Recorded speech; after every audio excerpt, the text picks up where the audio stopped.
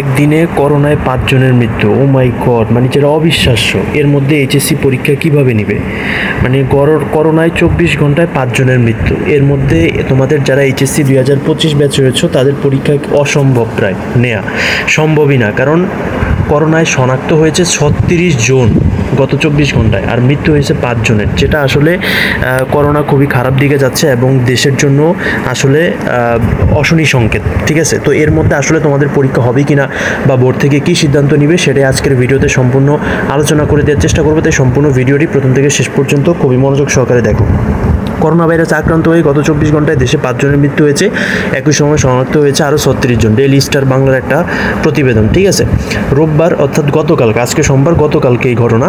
গত 24 ঘন্টায় মোট 621 জনের নমুনা পরীক্ষা হয়েছে, সেই হিসাবে শনাক্তের হার 5.80%। অর্থাৎ আমরা দেখেছি যে শনাক্তের হার এর আগে 6, 7 এরকম হলে ফুললি, 8 এরকম হলে ফুলি লকডাউন দিয়ে দেয়। তো এখানে অলমোস্ট শনাক্তের হার 6%, মানে 5.80 মানে 6।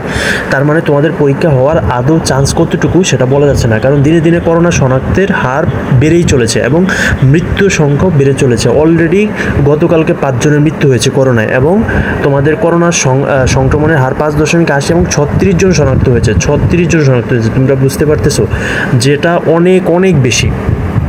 ঠিক আছে, তো স্বাস্থ্য অধিদপ্তরের বিজ্ঞপ্তিতে অনুযায়ী দেশে এখন পর্যন্ত করোনা ভাইরাসে 29,515 জন মারা গেছেন। তার চলতি বছরে মারা গেছেন 16 জন। এখন পর্যন্ত শনাক্ত হয়েছে 20,51,978 জন। 2025 সালে শনাক্ত হয়েছে 433 জন। ঠিক আছে, অর্থাৎ এখন কিন্তু করোনাটা বর্তমানে বেড়েই চলেছে এবং যেটার প্রভাব কিন্তু আমাদের প্রতিটা সেক্টরে পড়বে।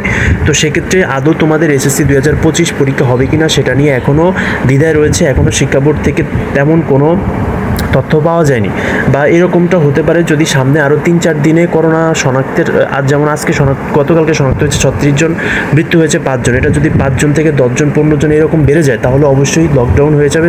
তার সাথে তোমাদের পরীক্ষাও কিন্তু স্থগিত হয়ে যাবে। দেখা যাবে যে পরবর্তীতে অটোপাস বা এরকম কোনো একটা কিছু তোমাদেরকে দিয়ে দিবে। তাই সম্পূর্ণ আপডেট সবার আগে পেতে আমাদের চ্যানেলটি সাবস্ক্রাইব করে পাশে থাকো। দেখা হচ্ছে পরবর্তী ভিডিওতে। আল্লাহ হাফেজ।